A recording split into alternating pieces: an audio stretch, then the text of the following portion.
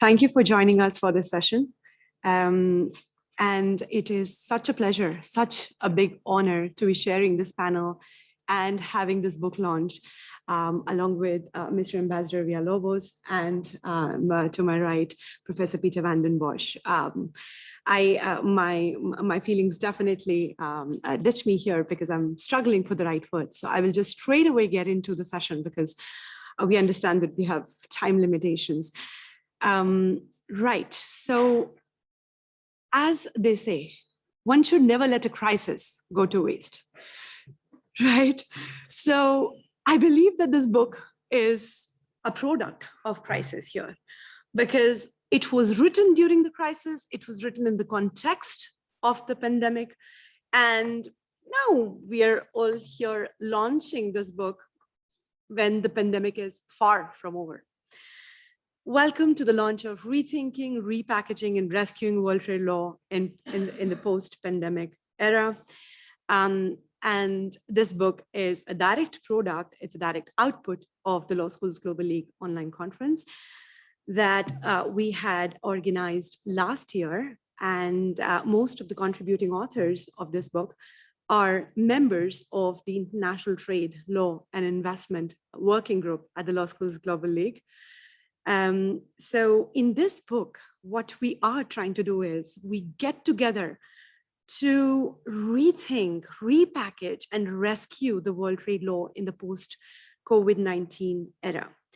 Using pandemic as an important context, this book tries to cover a range of emerging and systemic issues that might change the very landscape of world trade law in the years to come. The book raises a very important question. It asks if these exceptional times justify the rising nationalism, justify the rising unilateralism. All the authors, all the chapters have answered this question with a very clear and with a very firm no. The authors have got together in this book to discuss how we can make the existing trading institutions and the existing norms and the rule book work. Because we believe and we argue in these chapters that the trading institutions, the WTO has the room to respond to the pandemic-like situations. It has the capacity to overcome the paralysis we are facing in the dispute settlement and the negotiating wing at the WTO. And it can accommodate successfully so the principles of sustainable development. In the book's first part, we try to rethink the rule book to try and figure out how it can respond to the emerging and to the future crisis-inducing challenges. In the second part, the authors prepare a case to repackage, not to change the core, because the core needs to stay there. The core is the wealth that we need to preserve, but to repackage the rule book so it can accommodate the non-trading interest. And in the third part, we discuss how we can rescue the world trading system and the multilateral trading system and make it work for the benefit of everyone. It is our sincere belief that this book is going to offer a lot of food for thought, not only for the researchers, for the students, for the scholars, but also for policymakers and negotiators who are engaged in discussing and debating the future of the WTO as an organization, as an institution, and constructing the future blueprint for resilient, relevant, and sustainable regulation of international trade in the future. With that, I would like to welcome, and oh my God, it is such a big honor to welcome our keynote speaker, Professor Peter van den Bosch. This is what happens when you're feeling the honor from within. Your tongue slips. Professor Peter van den Bosch, I told you, to present the opening remarks. Thank you very much, Amrita. You make a 60-year-old man blush with that kind of introduction. Colleagues, former colleagues, students and former students. I see some former students in the audience. I know that a number of students are on their way. Probably they got lost somewhere in the corridors. Friends and ladies and gentlemen, we live in troubled and dangerous times. Times in which the challenges facing us are as daunting and as numerous as never before. Among these challenges are, of course, and I've got a list for you. I'm sure your list is even longer, but this is my list, are the management and the recovery from the COVID-19 pandemic, 1. 2, climate change and the absolute vital need to achieve carbon neutrality before it is too late. 3, the unavoidable digitalization of economic activity and its impact on employment. 4, the weaponization of trade and investment in defense of core societal values and interests. 5, the raising economic inequality among and within countries. 6, the dysfunctionality of our international institutions and dispute resolution systems. And finally, 7, the geopolitical superpower confrontation between the United States and China. And I'm afraid that your list is perhaps even longer than mine. But these are at least some of today's main challenges for the international community, and they are at the same time, obviously, the main challenges for the multilateral trading system and the WTO.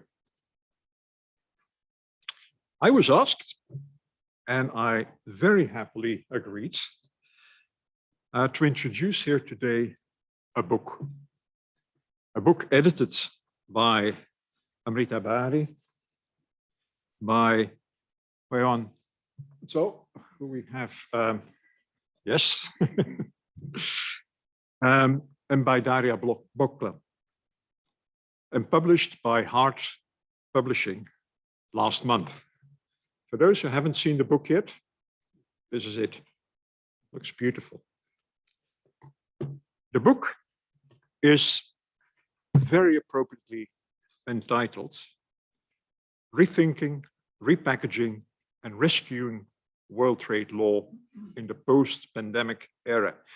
Not quite sure whether we are already in the post-pandemic era, looking at our face masks, but of course we're looking ahead, and that's important. The 16 contributors to this book look, as Amrita already explained in her introductory words, look at the multiple crises confronting the world trade system and inquire what lessons can be learned from these crises for the future. Now, each of the contributors should be congratulated for doing this. Looking ahead, and perhaps also dreaming, and underline the word dreaming, dreaming of better days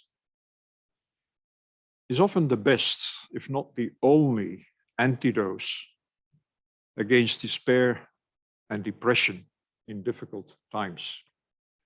And as I started my talk, these are difficult times. The book is divided in 3 parts. The first part, entitled Rethinking World Trade Law and the Pandemic, deals with the trade-related measures that WTO members have taken in response to the COVID-19 pandemic, and what these responses, be it in the form of export restrictions, subsidies, or otherwise, what these responses tell us about the adequacy of the current WTO rulebook and the WTO's ability to resolve trade-related disputes, COVID-related disputes. It should not come as a surprise.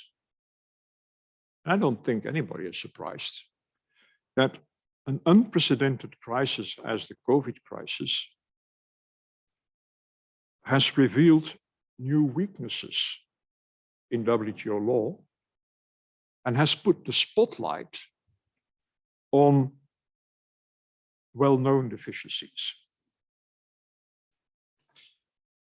In this first part, and I'm going to say a little bit about each of the contributors, because I think they deserve to be mentioned, and they deserve for you to know what they wrote about. And I hope this will make you all go to the bookshop and buy the book. And for those who are now wondering whether I get a commission, no, I don't. But in the first part, Jan Bohannes, very well known to us, the Advisory Center, gives us a very useful overview of COVID-related trade measures taken by WTO members, and he offers some thoughts. That's what he says, some thoughts. I think it's pretty decent analysis. Some thoughts of the WTO consistency of these measures. Now, he focuses on the broad category of these measures. Now, while that's in the second contribution that I want to highlight, Ilaria Espa focuses on export restrictions, but not just all export restrictions, but export restrictions on food commodities. And this is one of the export restrictions I was most surprised about. When I can understand why there were export restrictions on protection equipment, but food commodities was something that really shocked me until I started reading about, and then I saw some of the rationale behind it, although I may not have agreed. But Ilaria Espa focuses on that. Ruding, third contribution, discusses the need to revive non-actionable subsidy rules. And I was so glad to have a contribution on that, because it's one of my, never written on this, but one of my favorite topics, I think. And it's not just a question of reviving what was originally in the SCM agreement. That would not suffice. The non-actionable subsidies provided in the SCM agreement were already too restricted. So you really have to think about more, and Ruding does that. Alexandra Harrington invites us to rethink, and you will not be surprised that I like that topic, invites us to rethink the jurisdiction of the WTO dispute settlement system. Let me not say more about that. And finally, in that first part, Michel Raton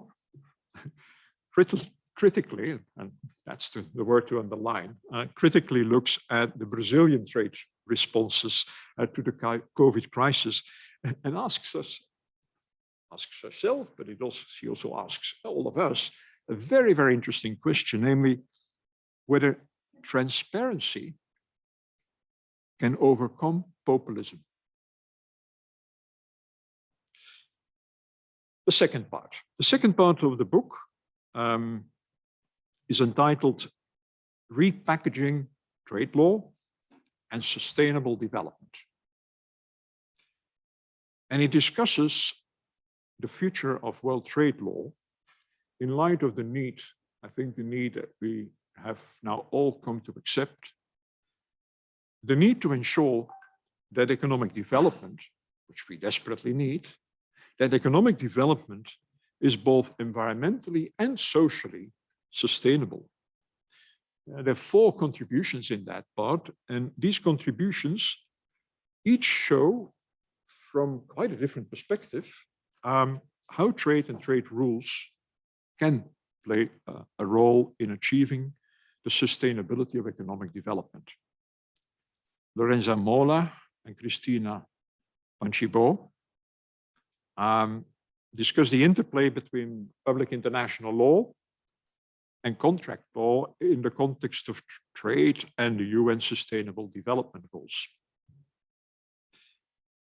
Daria Boklan explores the relevance of PPMs, another one of my favorite topics, explores the relevance of PPMs in combating climate change in a WTO consistent manner. Luan Almeida critically looks at the European Green Deal as it aims to bring trade and sustainability together. And as we all know, part of that European Green Deal is the CBAM. And we'll hear a lot more about the CBAM in the coming months, years, hopefully not decades. And then finally, in that second part, there's Amrita Bari, who looks at gender issues. Gender issues as they have been addressed in free trade agreements, and what more needs to be done beyond what is already done in free trade agreements. That brings me to the third and last part of the book, which is entitled Rescuing World Trade Law and Other Fundamental Challenges. And when you read that title, you sort of think, okay, that's where they've dumped all the rest. But no, it also has very good focus, because these other challenges are primarily 2. One is the challenge of the WTO dispute settlement crisis, and the other is the geopolitical superpower confrontation between the United States and China. Yaniv Remy, a former colleague of mine at the appellate body, discusses the current sorry state of dispute settlement at the WTO. While Mariana de Andrade looks at what might be for the next period our best shot at a functional dispute settlement system, she looks at the MPIA. Maria Manuela Macero, and then we're moving away from dispute settlement, we're moving into this conflict between the United States and China. She critically discusses the 2020 Phase 1 deal between the United States and China and asks herself the question whether this agreement heralds the emergence of a new generation of bilateral trade agreements that challenge the WTO. Liao Che, that's the 4th paper in that part, examines China's response to proposals for WTO reform regarding market-oriented conditions. And this is clearly also a paper about the tension, at least in the trade field, between the United States and probably not only the United States, now drop the probably, not only the United States and China. And then finally, we have a paper by Meredith Kolsky-Lewis, which discusses the United States decision, one of the first Trump administration decisions, the decision to leave the Trans-Pacific Partnership. And I think at the time, all of us were surprised that the Trump administration would withdraw from this partnership, which we all understood was created as a way to contain China. So it's a very interesting paper. Now, perhaps on this last part, the following comment. While it should be possible to overcome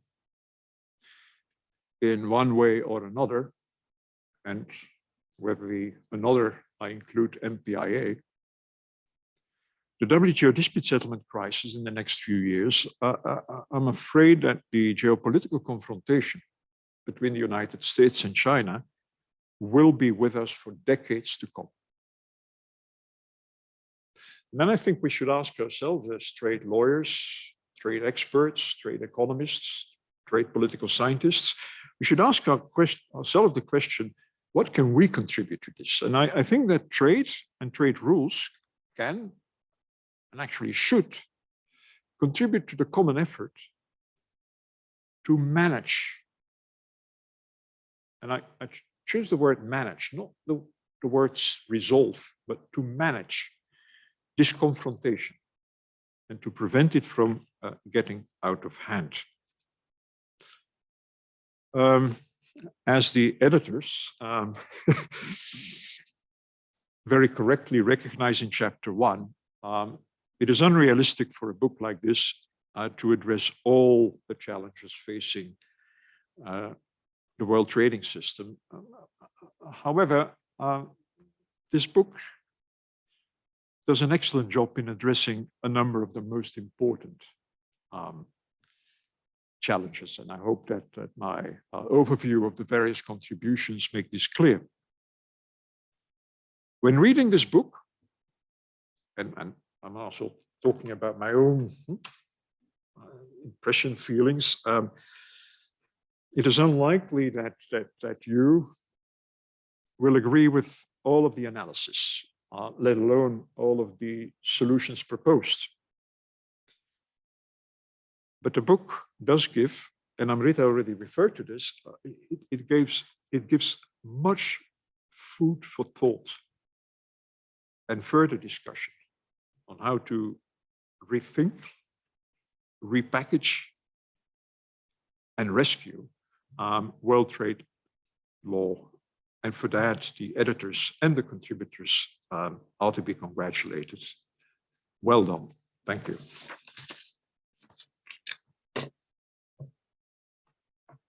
Thank you, Peter, for those very encouraging and kind words and comments. I would say by giving such a brilliant, such an incredible overview of various contributions in the book, Peter has simplified the task of the book editors.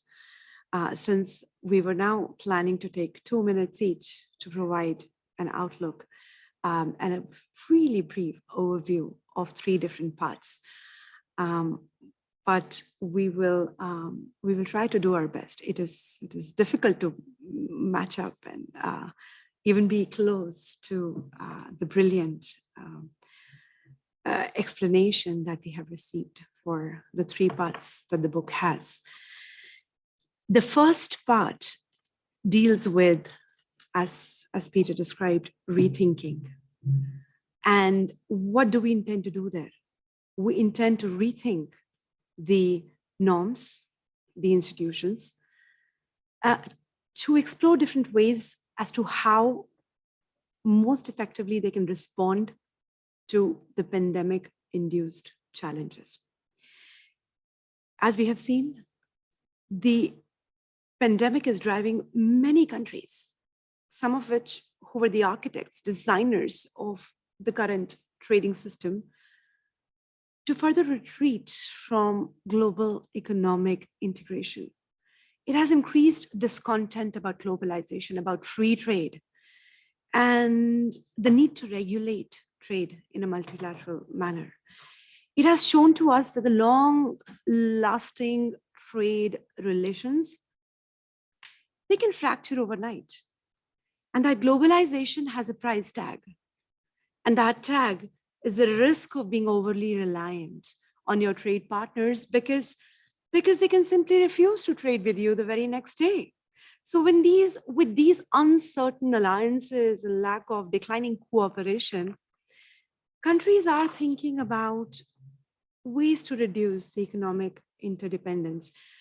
National security, public health, food security have become new concerns to justify protectionism that we're facing today and will probably face in the years to come. And many countries have reacted. They've reacted with trade measures, barriers, disruptions to stop the spread of virus and to ensure that we have the essential supplies for our own population. Against this backdrop, there is a clear need to keep trade flowing.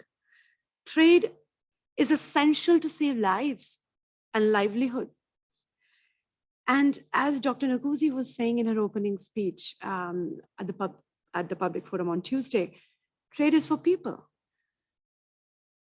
So we are living in a paradox, I believe.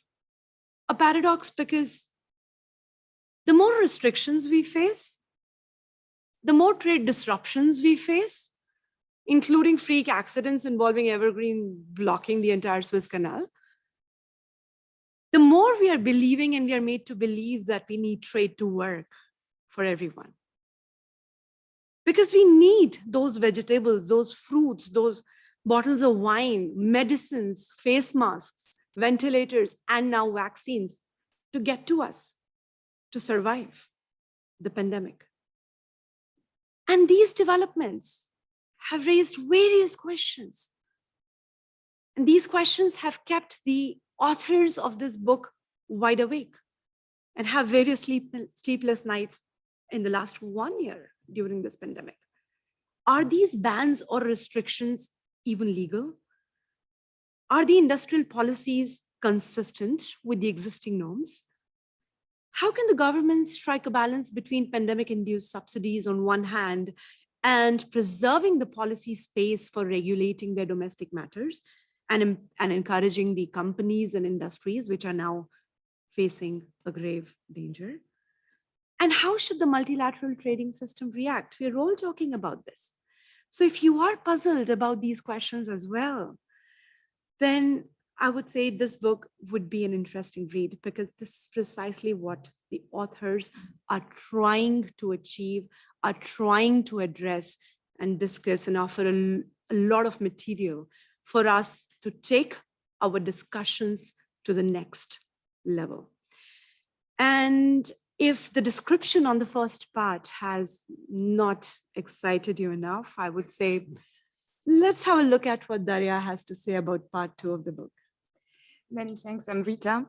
First, I would like to stress that it's a very specific situation when I'm sitting here and we are talking about not me reading Professor Van den Bosch publications, but vice versa. We are talking about situation when Professor Van den Bosch has read something that we've done. So we're already very grateful and thankful for his support for this book and for this launch in particular. So I'm going to say a couple of words about the second part of the book, which is on repackaging of world trade law and sustainable development. So everyone here is interested in trade and knows that sometimes packaging is even more important than the content. So in this book, we believe that sustainable development is kind of a appropriate or even one of the best packaging for today's world trade.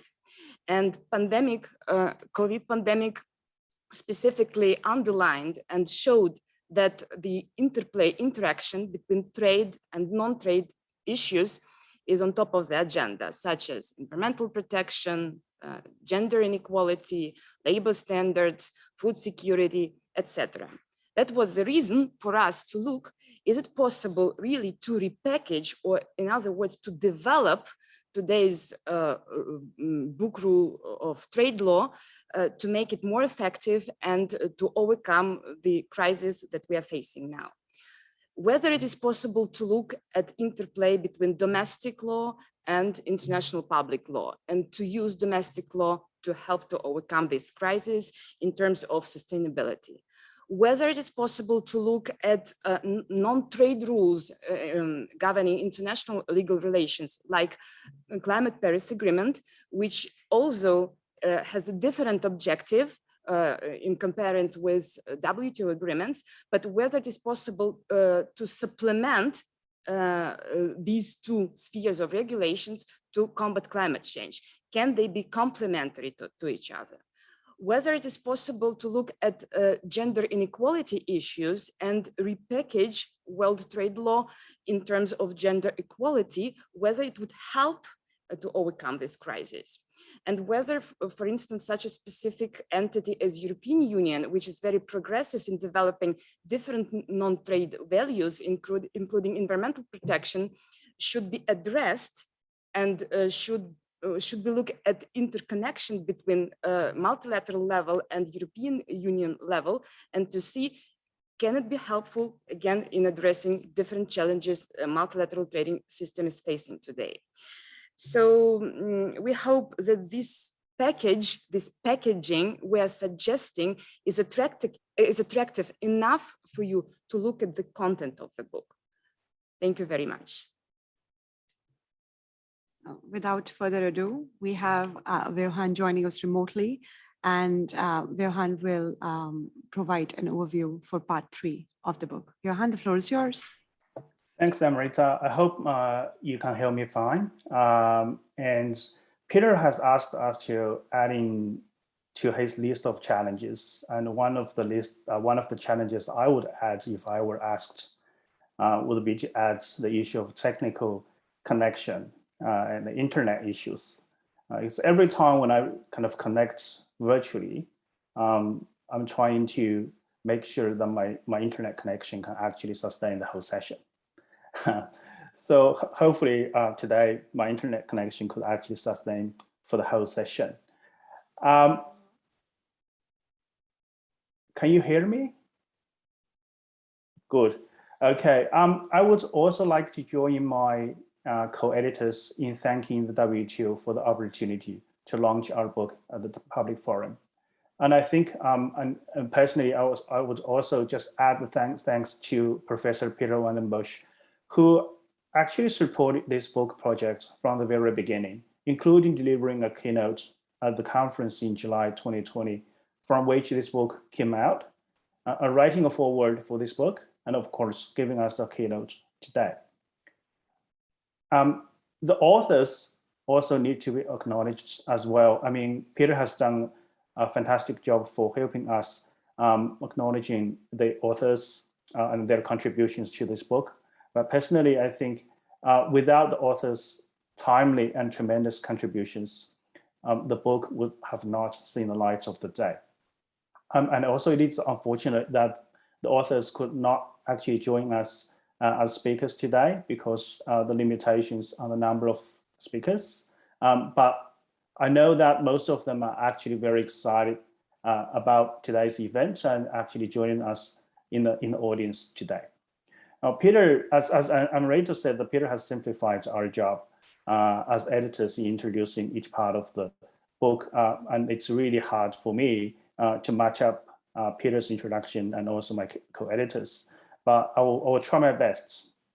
The first two parts of the book are really focused on some of the major challenges for world trade and the multilateral trading system, particularly associated with the COVID-19 pandemic. While most of the challenges have existed before the pandemic, they have become much more significant and acute because of the pandemic. The third and final part of the book deals with some of the systemic issues that are either long-standing or emerging, but are less related to the pandemic. So the 5 chapters contribute to the ongoing discussions about, for example, as Peter comprehensively summarized, how to reinvigorate the multilateral trading system by offering fresh and critical analysis of the challenges and opportunities for the dispute settlement mechanism, the MPIA, and its implications for the dispute settlement mechanism and trade law jurisprudence. The issue about the US-China phase 1 deal and issues it creates for the WTO, the role of non-market economies with the focus on China. And finally, the US approaches to the Trans-Pacific Partnership, and now the Comprehensive and Progressive Agreement for Trans-Pacific Partnership. Lessons for multilateral cooperation. Some of the questions being asked and addressed in these chapters include, for example, what contributions the MPIA may make to the dispute settlement mechanism in the absence of a functional panel body, and what problems it may create. Does the US-China phase 1 deal represent a new generation of bilateral trade agreements, and are such agreements justifiable under the WTO rules? How the issues or concerns about non-market economies may be understood and addressed under the multilateral trading system, and whether plurilateral approaches, including mega-regionals, provide a solution to the current deadlock in multilateral negotiations. These are all very current and controversial issues and can't be addressed in detail today. I would encourage you to refer to the relevant chapters of interest for detailed discussion, and perhaps later on interactions with the relevant authors. We, as the editors, share a common view, which is that international cooperation is key to resolving or managing, as Peter has addressed, some of these challenges, and collective efforts are needed for global problems. As we concluded in the introductory chapter, we believe that the pandemic has provided a unique opportunity for governments to rebuild the political will needed for such cooperation. And as Amrita said, one should not let a serious crisis go to waste. I'll just stop there. Thank you, Johan. This morning, I was looking at the news, and I realized that they have, after 18 long months, they've opened the ban on traveling in Australia. And I was thinking, I was questioning myself, wow, it had to happen today. Otherwise, if it had happened a couple of days ago, we would have had the pleasure of having all three of us here together. And Johan, you would have seen the ambience we are living at the moment with stellar scholars and experts in our field as our audience. That makes me tremble when I'm talking. We have Gabriel with us here, whom we really want to thank, because Gabriel was one of the book series editors, together with Greg Schaffer and others. And that has their help, their support, their guidance has helped us set the bar very high for all the authors and for us as editors. And we also have Mariana as one of the authors for the chapter here with us. So without further ado, I would like to welcome Mr. Ambassador Villalobos. Ambassador Villalobos is the permanent representative to WTO for Mexico. And we have an extreme pleasure to have him with us today, commenting on the book. And Mr. Ambassador has been extremely kind in supporting the mission and the vision that we're advocating. And Mr. Ambassador, it's such a big honor to have you and share this panel with you today. Thank you. Let me start by thanking Amrita, who kindly invited me to be part of this launching of the book. I'm honored to be here.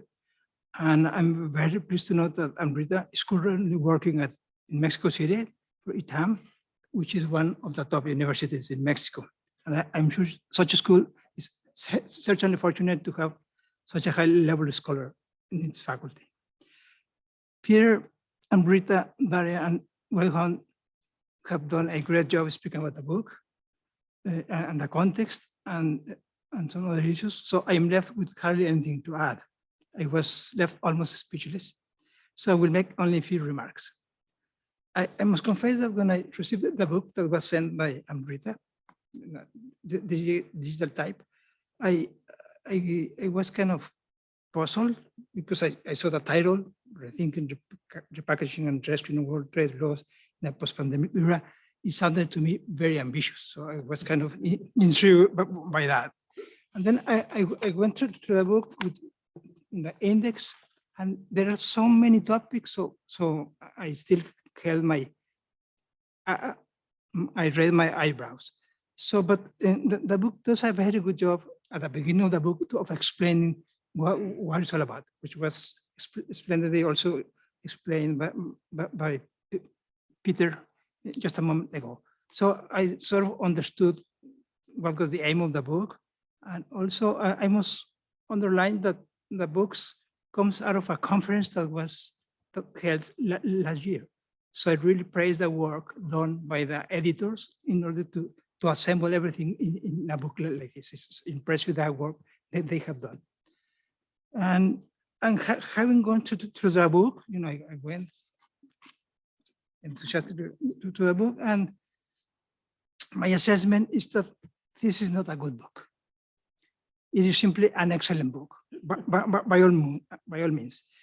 It is informative, contains sound analysis, plenty of ideas, and I'm not getting a commission either, just like Peter. Had some proposals and not a minor number of conclusions. I can say that the material comes from outside of the WTO, which is good.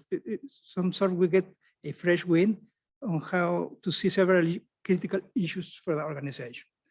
And the book comes from a very diverse cast of academicians and scholars from many regions of the world that somehow pursue to contribute to the ongoing debate on how to tackle the many challenges faced by the MTAs and particularly the WTO.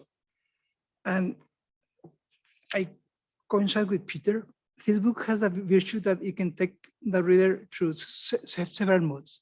You may agree or not agree with some things. You can feel empathy with some of the material you're reading, and then you might find some pieces in which such empathy might weaken.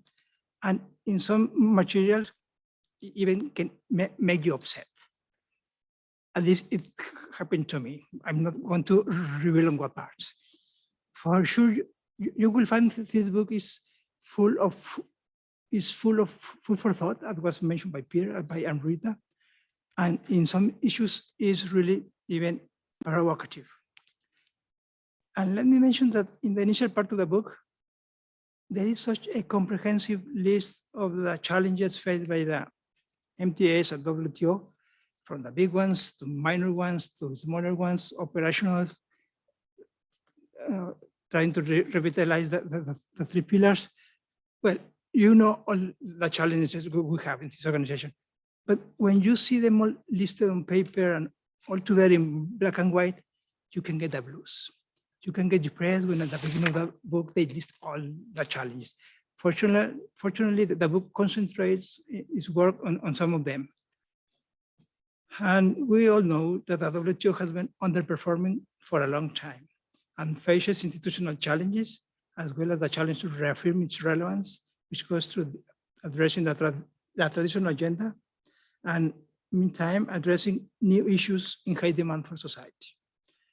Fortunately, the book, which is a wide and rich buffet, touches upon several key issues crucial to buttress the relevance of the WTO to fulfill its mandate of fostering sustainable development, having trade as an engine of growth and inclusiveness. All in all, I insist I don't get a commission. The book is excellent, and certainly its reading suits students, academicians, scholars, negotiators, policymakers, practitioners, and whoever is interested in this fascinating and complex interplay of trade, law, and politics. All of them have something to reap from these materials. I fully recommend this book. Thank you very much. Thank you, Mr. Ambassador. It's such an honor to have you support our book and provide your extremely valuable, extremely enriching insights and thoughts, because that gives us not just a lot of confidence, but also it prepares a roadmap for us, a roadmap as to where do we want to go from here and how can we achieve that. Now, we will be moving into questions and answers, so we'll open the floor for anyone who's here. I must say I'm so flattered to see all of you here. I was expecting perhaps we'll be 4 of us and not the audience in person in the room, but this is such a big delight. The book is available at the WTO Library for loans. So please, after the launch, if you fancy having a look, you can make your way to the library and have a browse through to see what we have been talking about. So let me open the floor for questions and see if we have any questions from the audience.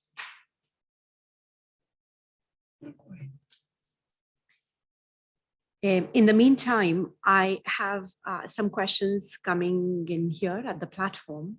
And the first question is for Peter. It's a very relevant question indeed. I think we're all thinking about it right now as we speak, because, and there are 3 chapters on WTO dispute settlement mechanism in the book. So a very pertinent question, I would say. The question is, Peter, in the dispute settlement body meeting on 27th September, the US continued to oppose the appointment of new appellate body members. China recently has appealed into the void and appealed the panel decision. And that is not the first appeal that is being filed into the void. So given the current situation, what exactly can WTO members do to maintain a functional and effective dispute settlement mechanism, which is pretty much the essence to a functional multilateral trading system?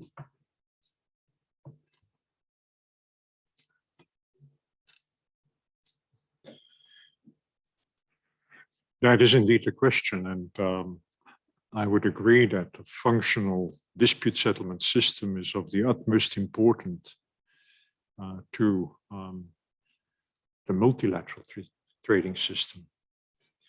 I think as long as the United States is not willing to even engage in discussion what the WTO dispute settlement system should look like, nothing will happen.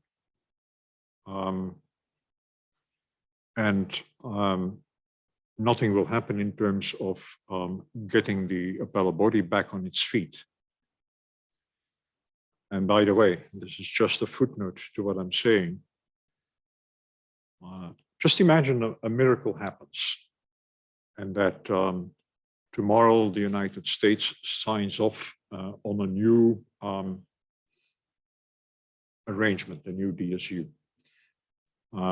or decides to deblock the appointment of appellate body members. First of all, having then new appellate body members appointed will be an even more difficult process than it has ever been before, more politically fraught, difficult process. But then if you have such an appellate body in function again, do not forget that there is now an enormous backlog of cases that appellate body would have to deal with first. Yeah, I mean, there were still 10 cases that the appellate body could not finish before the December 2019. And in the meantime, there are all these cases, all but one panel report has been appealed into the void. So we're talking about 20 plus cases that the appellate body reconstituted would have to deal with first. Now, even if the appellate body would do all this work in 90 days for each case, I mean, we're talking about the appellate body that would be doing backlog work for 2 years. Yeah. We're in a very, very unfortunate situation in that respect. But that was just a footnote. Let me come back to the question. What do I hope for in the next months, years? I hope that the MPIA will prove to be a workable, be it temporary, but we all know that in WTO and previously GATT situations, temporary can be forever, that the MPIA will prove to be functional and is seen to be functional. Some of you may say, well, yes, but there are only 25 members of the WTO that have signed up. No, they're wrong. Yeah, because as Joost Paulin pointed out yesterday in a session to which also Jennifer Hillman, who's present here, Joost correctly pointed out that it's not 25. It's 25 plus the 27 member states of the European Union, which brings us to about 1/3 of the membership. Yeah. But yes, there are some major players, and I'm not talking about the United States, but there are some other major players still missing, major users of the dispute settlement system. But I'm hopeful that they will also come on board when they see that all hope for a restart of the appellate body is not something that can be expected anytime soon. So I think we should really hope for a functional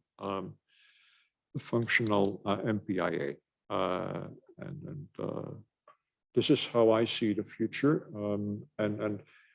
You don't need necessarily, do not need to become a party to the MPIA arrangement itself. They can also apply it on an ad hoc basis. So that's how I see it develop. Just one more note. Even if the United States would declare itself willing in the coming months to negotiate, I'm a bit afraid that out of that negotiation, the negotiations would lead to a compromise solution that is not really worth having in terms of a dispute settlement system. It's at least not a dispute settlement system that I would like to see, and that I think the world needs. So it's better to continue and have the MPIA filling the gap that the paralyzed appellate body currently leaves, and then perhaps it's only the next generation that will be able to fix this problem, but better than to reconstruct a dispute settlement system that, at least in my opinion, may not be worth having. Thank you, Peter, for this response. That definitely leaves us with a lot to think about. And as we have all said, and as we have, I'm pretty sure everyone has read in Peter's book, Dispute Settlement Mechanism of the WTO is the crown, the core of the multilateral trading system, and we cannot compromise on it. So it's time that we rescue it, and it's time that we come up with a solution. But and I really hope that it is as soon as possible, at least before we witness further decline in the relevance of multilateral trading system. Without further ado, I would like to now move on to the closing remarks, because every good thing in life has to move on for the others to make a space. And I would like to, before I get to my co-panelists for the closing remarks, I would like to bring your attention to another launch, which will probably be happening in the weeks to come or the days to come. We have Peter's and Werner's 5th edition on the law and policy of the WTO. So the book, which is pretty much the Bible for all of us, launching on 15th of October.